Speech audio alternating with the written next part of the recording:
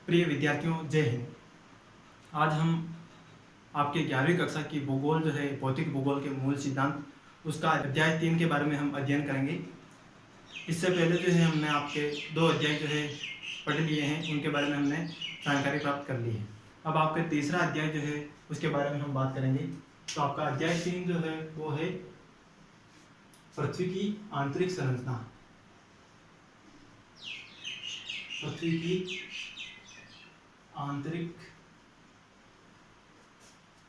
संरचना यानी पृथ्वी जो है वो अंदर से कैसी है, इसके बारे में जो है इस अध्याय में हम जानकारी प्राप्त करेंगे। तो इससे पहले जो है हमने इस दूसरे अध्याय में जो है पृथ्वी का जो है विकास कैसे हुआ, पृथ्वी का उद्भव कैसे हुआ, उसके बारे में हमने अध्ययन किया था। अब पृथ्वी जो है इसके साथ साथ जो है तारों का और कई सारे सौरमंडल के जो है सदस्य हैं, उनका जो है उद्भव हुआ था, उनका जन्म हुआ था। तो पृथ्वी जो है इसकी आंतरिक संरचना कैसी है, इसके बारे में जो है जब पृथ्वी जो है इसका विकास हो गया, इसका उद्भव हो गया, तो वैज्ञानिकों ने जो है यह जानने की कोशिश की कि पृथ्वी जो है अंदर से कैसी है। और पृथ्वी जो है इसकी संरचना जो है यानी इसका निर्माण जो है वो 3 परतों से हुआ है। वो उपरपट्टी यानी कि भूमि की ऊपरी जो है परत है, उसके अलावा मेंटल या मेंडल भी कहते हैं इसको, भूप्रपट्टी, मेंडल और क्रोर, इनसे जो है मिलकर जो है पृथ्वी जो है इसका निर्माण हुआ है। और पृथ्वी जो है इसकी त्रिज्या जो है वो है 6370 किलोमीटर। 6370 किलोमीटर पृथ्वी की त्रिज्या है। तो इससे हम अनुमान लगा सकते हैं कि पृथ्वी जो है उसके केंद्र तक जाना जो है संभव नहीं है, यानी पृथ्वी जो है इसके केंद्र तक जाना संभव नहीं है, क्योंकि इसकी त्रिज्या जो है 6370 किलोमीटर है। और पृथ्वी जो है इसकी आंतरिक संरचना जो है उसके बारे में जानने के जो है स्रोत जो है वो 2 स्रोत हैं। जानने के स्रोत जो है वो 2 प्रकार के हैं। एक तो प्रत्यक्ष स्रोत, प्रत्यक्ष, और एक अप्रत्यक्ष। प्रत्यक्ष स्रोत और अप्रत्यक्ष स्रोत। तो प्रत्यक्ष स्रोत जो है उनमें जिस प्रकार जो है चट्टानें हैं वो महत्वपूर्ण स्रोत है, क्योंकि पृथ्वी जो है इसके निर्माण में ज़्यादातर जो है वो चट्टानों का प्रयोग हुआ है। और चट्टानों जो है इनके द्वारा जो है वैज्ञानिक जो है पृथ्वी की आंतरिक संरचना का पता लगाते हैं। और इस अप्रत्यक्ष स्रोत के अनुसार जो है इसमें जो है वो आते हैं कि जिस प्रकार जो है गहराई के साथ तापमान जो है, तापमान का बढ़ना, यानी पृथ्वी में जो है हम जितना जो है गहराई तक जाते हैं उतना तापमान बढ़ता जाता है। और चट्टाना जो है ये इस प्रकार जो है ये प्रत्यक्ष और अप्रत्यक्ष स्रोत है। तो अब इसके बाद जो है आपके इसमें जो है भूकंप के बारे में बताया गया है, यानी कि पृथ्वी जो है इसके निर्माण में या इसकी आंतरिक संरचना है जो है पृथ्वी की, उसके निर्माण में जो है सबसे बड़ा योगदान जो है वो है भूकंपीय तरंगों का। भूकंपीय तरंगे जो है, भूकंपीय तरंगे, इनका जो है पृथ्वी की संरचना जो है उसके निर्माण में महत्वपूर्ण योगदान है। तो हम सबसे पहले अध्ययन करेंगे भूकंप के बारे में।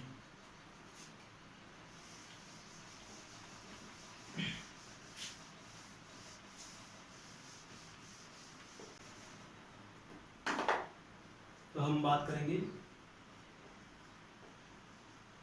भूकंप के बारे में। तो भूकंप क्या है? तो भूकंप जो है हमारी पृथ्वी जो है इसके आंतरिक भाग में या पृथ्वी के अंदर जो है एक कंपन होता है। कभी कभी हम देखते हैं कहीं जो है किसी आपसी टकराव के कारण जो है किन्हीं पदार्थों के टकराव के कारण पृथ्वी के आंतरिक भाग में जो कंपन होता है उस कंपन को जो है भूकंप कहते हैं। यानी पृथ्वी के जो है आंतरिक भाग में कंपन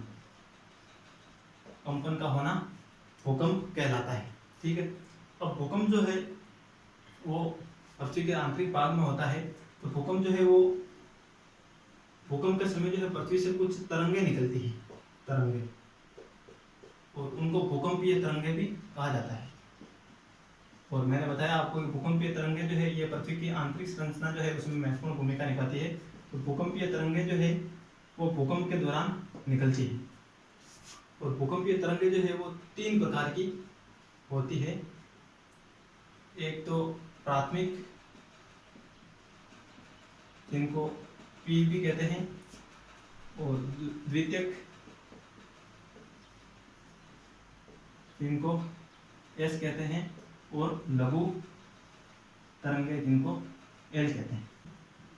अब हम भूकंप के बारे में जो एक चित्र के माध्यम से, डायग्राम के माध्यम से समझेंगे। तो जिस प्रकार जो है हम मान लेते हैं कि हमारी पृथ्वी है, ये पृथ्वी का ऊपरी भाग है, तो ये पृथ्वी का अंदर वाला जो ये भाग है मान लो, ठीक है। तो भूकंप जो है यहाँ पर जो है किन्हीं पदार्थों के टकराव किसी कारणवश जो है यहाँ पर जो है कंपन शुरू हो गया, ठीक है। अब कंपन शुरू हुआ यहाँ पे, तो ये टकराव होने के कारण जो ये भूकंप ऐसे तरंगे ऐसे उठने लगी, भूकंप तरंगे ऐसे उठने लगी, और ये तरंगे आते आते पृथ्वी से जब टकराई तो पृथ्वी के ऊपर भी यहाँ पर कंपन हमें महसूस हुआ। तो जिस जगह से जो है भूकंप जो है उत्पन्न होता है उसे भूकंप का केंद्र कहा जाता है। क्या कहा जाता है? भूकंप का केंद्र, जिस जगह से भूकंप उत्पन्न होता है। और इस भूकंप के केंद्र से ठीक ऊपर जो है, जिस सतह से हमारे पृथ्वी पर जो है ये भूकंप टकराता है, इसको जो है अधिकेंद्र कहा जाता है। अधिकेंद्र इसको कहा जाता है। और इस दौरान जो है ये तरंगे जो है, इन्हीं में जो है तीनों तरंगे हैं, एस तरंगे, पी तरंगे और एल। ये तीन तरंगे जो है वो भूकंप के इन्हीं क्षेत्र में, इन्हीं एरिया में हैं। अब पी तरंगे जो है, इनके बारे में हम बात करें तो ये जो है प्राथमिक तरंगे हैं, और ये जो है भूकंप के पी तरंगे और एस तरंगे, ये दोनों तरंगे जो है ये भूकंप के आंतरिक भाग में होती है, जबकि लघु तरंगे जो है ये भूकंप के बाहरी भाग में होती है। अब ये तरंगे जो है ये, इनकी गति जो होती है वो 8 से 14 किलोमीटर प्रति सेकंड इनकी गति होती है। और ये द्वितीयक या एस तरंगे है, इनकी गति जो है 5 से 7 किलोमीटर प्रति सेकंड होती है। और लघु तरंगे जो है इनकी गति 3 से 5 किलोमीटर प्रति सेकंड होती है। यानी सबसे ज़्यादा या सबसे तेज जो है वो होती है प्राथमिक तरंगे, और सबसे जो है धीमी जो होती है वो है लघु तरंगे। और सबसे ज़्यादा जो है खतरनाक तरंगे भी जो है वो ये प्राथमिक तरंगे होती है, और सबसे सुस्त तरंगे जो होती है वो लघु तरंगे होती है। तो इस प्रकार जो है ये भूकंप का जो है उद्भव होता है, और भूकंप में जो है ये 3 प्रकार की तरंगे जो होती हैं। अब हम बात करेंगे भूकंप के कुछ प्रकारों के बारे में, यानी भूकंप जो है किस प्रकार के होते हैं या कितने प्रकार के होते हैं।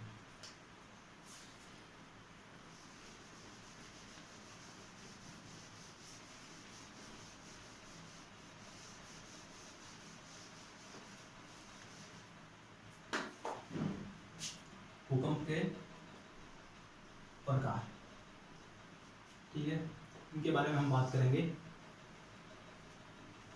तो भूकंप जो है वो होते हैं, एक है विवर्तनिक भूकंप, ठीक है। उसके अलावा एक होता है ज्वालामुखी भूकंप। एक भूकंप होता है नियात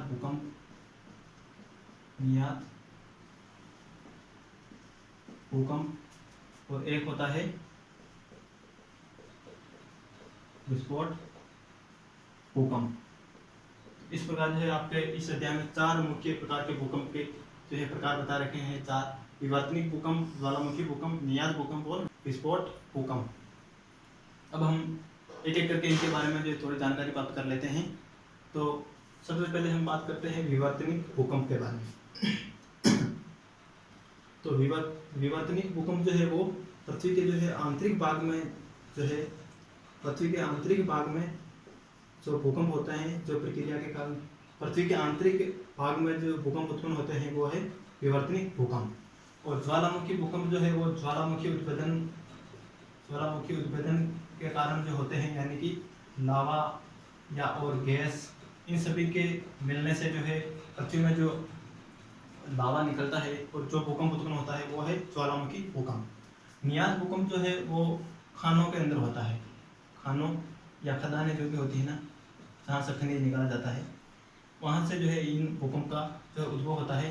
यानी खानों को जो है ज़्यादा खोद दिया जाता है गहराई तक, तो उनके ऊपर जो है तिरछी गहराई में खोदते हैं खानों को तिरछे रूप में, तो उनके अंदर जो ऊपर एक छत्रनुमा आकृति बन जाती है, और जब वो छत ढह जाती है तो कंपन होता है, उसे नियात भूकंप कहते हैं। और विस्फोट भूकंप जो है, विस्फोट भूकंप वो जो है परमाणु विस्फोट के द्वारा जो है जब कहीं परमाणु का परीक्षण किया जाता है या विस्फोट किया जाता है, उस दौरान जो है वहाँ जो कंपन होता है वो होता है विस्फोट भूकंप। उसके अलावा एक भूकंप का और प्रकार है बांध जनित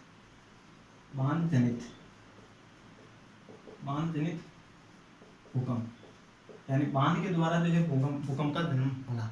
यानी बांध जो है वो अगर पानी से ज़्यादा भर जाता है और उस दौरान जब बांध फूट जाता है तो उस समय जो है जो कंपन होता है पृथ्वी में वो होता है बांध जनित भूकंप। इस प्रकार के भूकंप के कुछ प्रकार हैं।